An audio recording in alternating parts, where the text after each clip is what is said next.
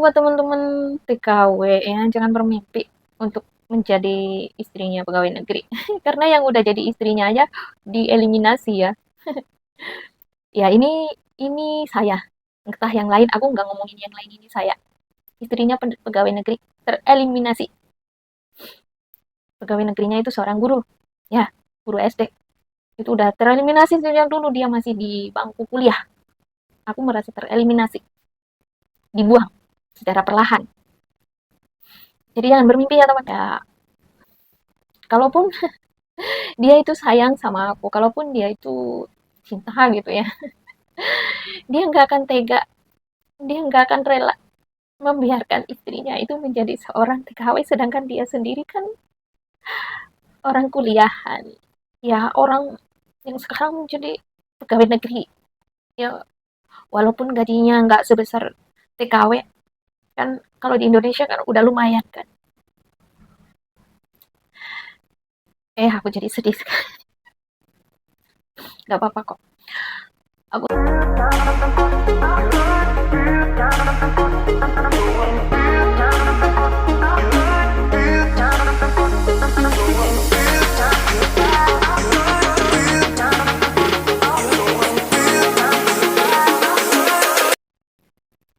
Halo, assalamualaikum, welcome back to my channel, Susiwati.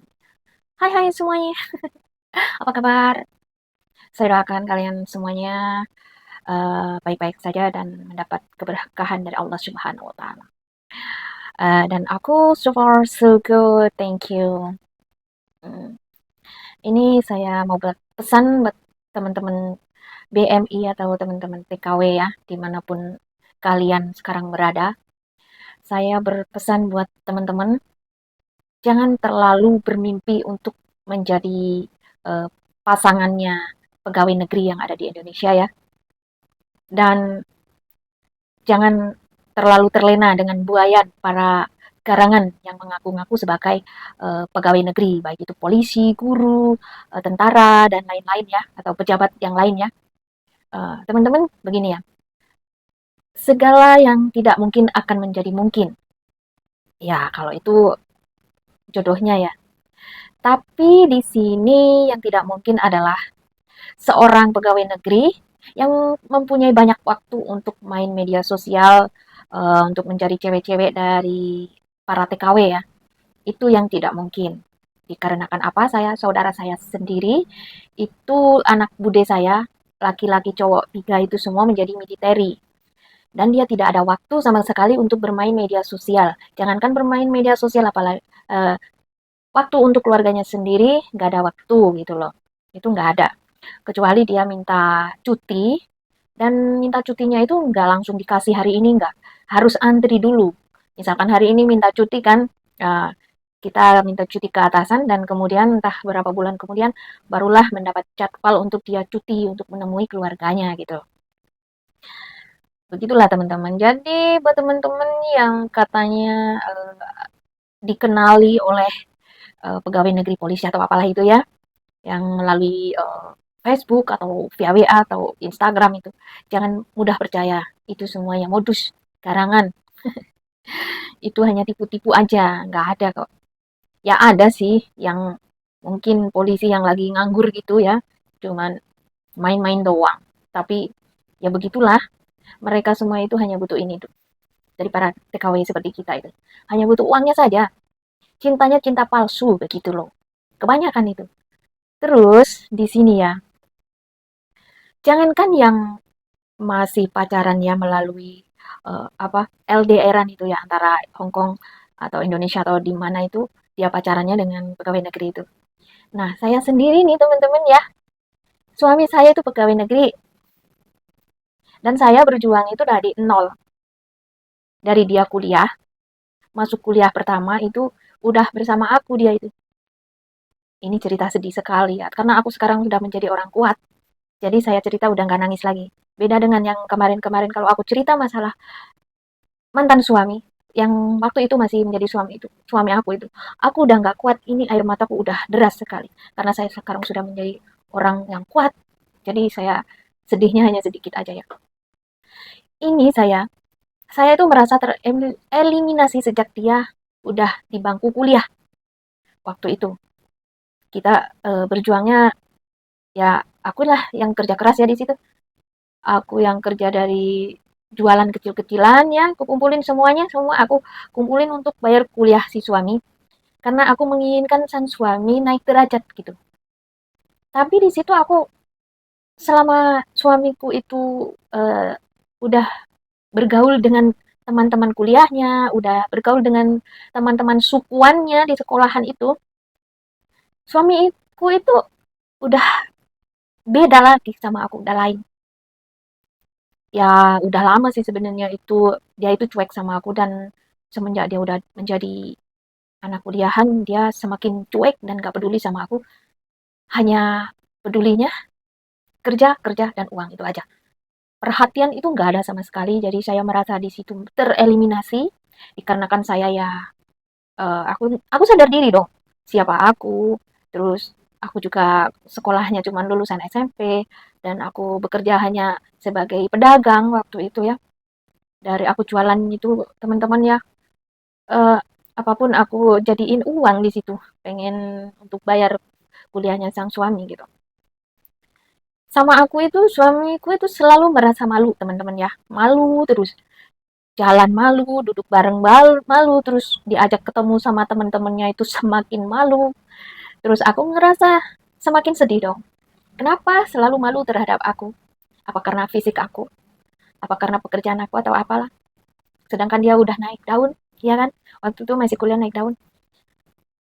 Terus ya pokoknya selalu malu lah. Jadi aku di situ sedih terus teman-teman ya. Sedih tiap malam nangis gitu. Nah, kemudian biaya kurang ya mungkin ya karena harus bayar untuk dia supaya dia itu diangkat sebagai pegawai negeri. Jadi saya itu semakin kerja keras untuk mencari uang yang lebih banyak lagi untuk mengejar dia menjadi pegawai negerinya untuk diangkat menjadi PNS.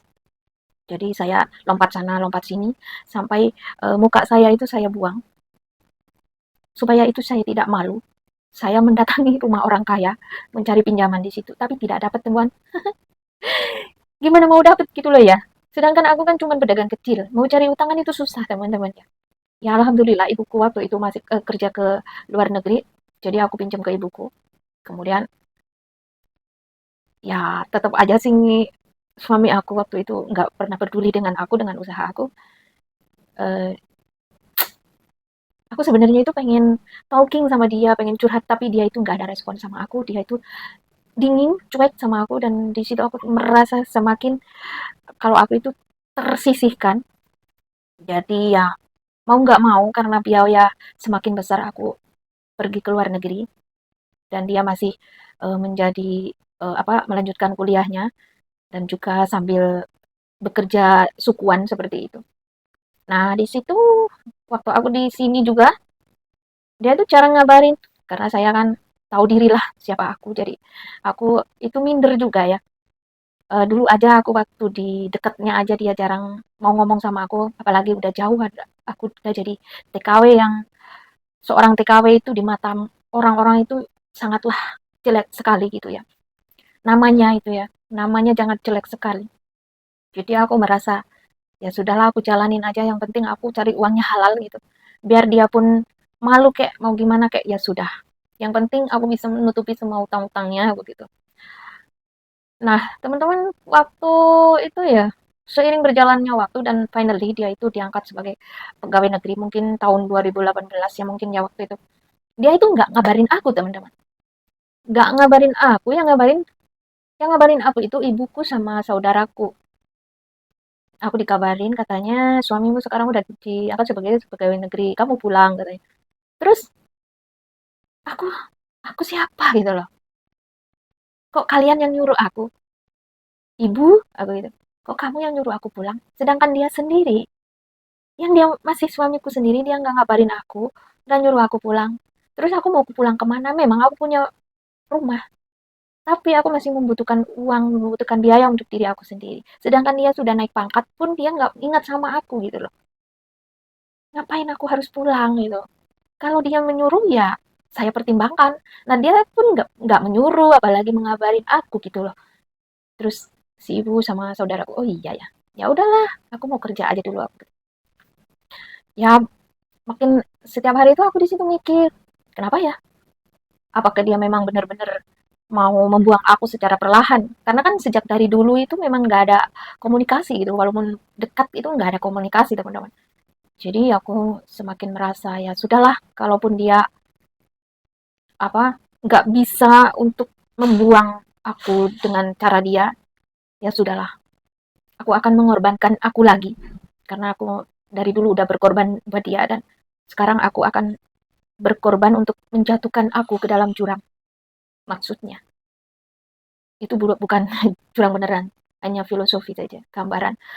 Aku menjatuhkan diriku ke dalam jurang supaya aku terbebas dari dia dan akhirnya, tapi aku nggak lama kok menjatuhkan diriku ke dalam jurang. Aku hanya sebentar aja menjatuhkan diri aku. Kemudian aku jatuh dan aku bangkit lagi dari jurang itu, naik lagi. Kemudian aku membebaskan diri aku dari dia. Aku urus semuanya. Aku sendiri yang ngurus.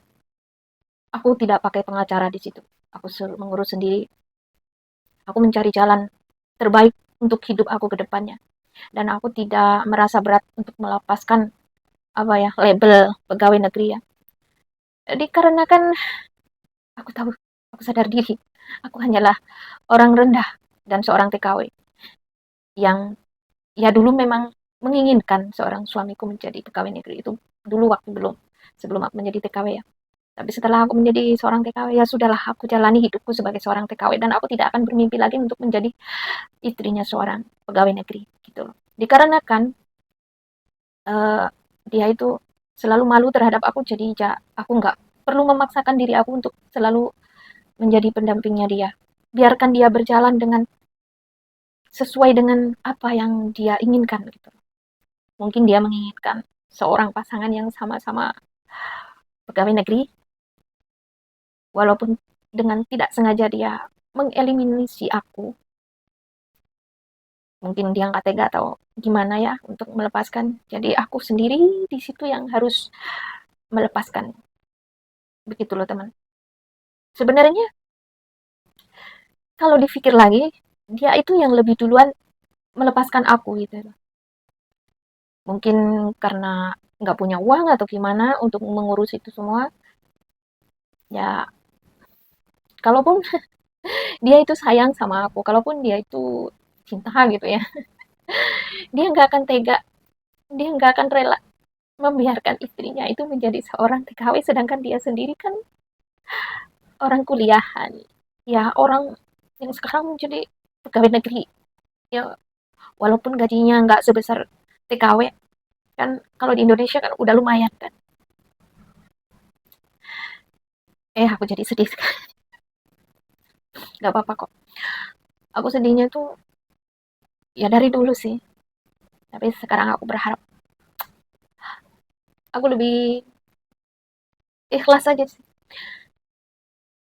Karena dia itu bukan tipe seorang pasangan yang penyayang terhadap aku ya. Nggak entah kalau kepada pasangan yang sekarang aku nggak tahu juga. Karena aku nggak mau mendengarkan hal-hal tentang dia. Cukup aku mendengarkan anakku baik-baik saja dan anakku kuliah juga.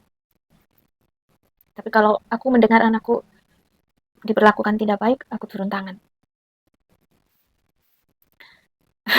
Ceritanya jadi kemana-mana ini.